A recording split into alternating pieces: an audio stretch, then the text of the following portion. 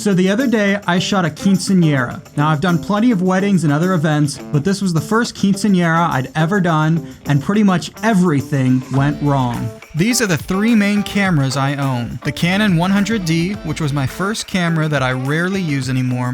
The Sony a7 II, the second camera I own that I use as a B cam now.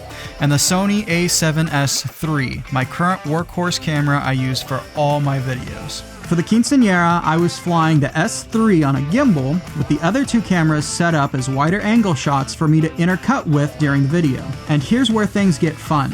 The a7 II, totally out of focus the entire time. And on top of that, the guy that I was told I should mic because he would be speaking a lot was not the guy I needed to mic. I mic'd the wrong guy. So the person gets up that's actually needed to be mic'd and they speak for an hour. And I wasn't expecting anyone to be speaking for that long. So my other camera that was actually in focus died in the middle of it. So then by the time that we got to the choreographed dances, what I was actually hired to record, the most important part of it, one camera was out of focus, one was dead, and I was hand-holding the S3, which ended up being the only usable shot of the three. So I tried to swap batteries real quick, but I wasn't able to, so I filmed both dances with the a7 III by itself, and then I missed the cake cutting. You can imagine I felt pretty bad that evening. I poured through the footage, seeing what I had to work with, and even considered refunding them their money. But over the next few days, I had some thoughts that I thought I'd share with you that might help you think about yourself as a video creator.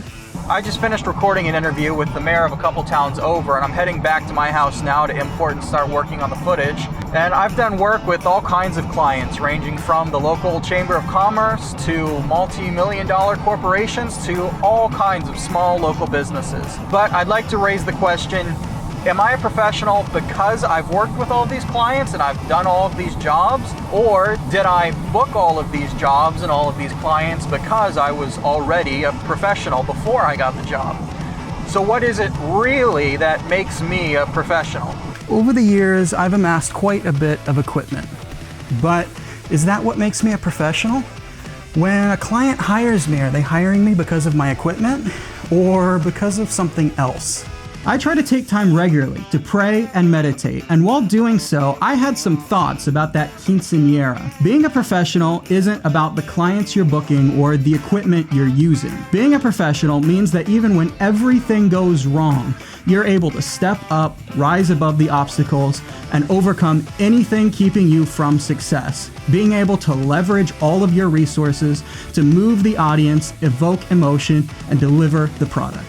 At the quinceañera, even though I recorded the wrong person, thankfully, before the event, I had gotten the audio, poured it out from the sound people into my field recorder, my Zoom H6, so I recorded their mix and all their microphones as a backup to my actual mics. So I still had the audio I needed from the night. I'm also really careful whenever I record videos like these to always make sure that the shot I have in my hand is usable, and that if I had to, I could cut the entire video just using the shot in my hands from the camera in my hands. And in this case, even though in the past I've never had this kind of issue, that mentality and that style of shooting meant that I had everything captured on my S3, even if I wouldn't be able to cut in between my other shots like I had initially planned to. And in the case of the cake cutting, in editing, I was able to take some footage of the cake, some footage of them serving the cake, and some other footage from the event to cut it all together to make it look like they were cutting and serving the cake. So I was successfully able to cut the entire video, even though it didn't look quite as I had planned from the beginning. After I delivered the video, the client said they watched it over and over again. They loved it and even cried while watching it. And that's why clients hire me. Because even when everything goes wrong, I'm able to rise above the challenges by the grace of God and deliver a professional-looking video which immerses the audience and evokes emotion.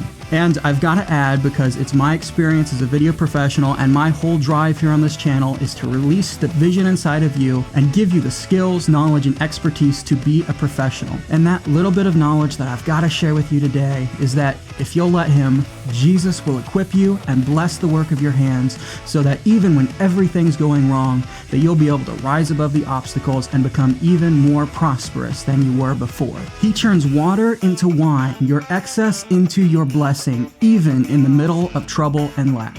My goal on the internet here is to participate in teaching and equipping you as a video professional, to release the life and vision inside of you, even if you didn't know it was there, so that you can express what's been put inside of you as a real pro. I'd love it if you would subscribe and come along for the journey.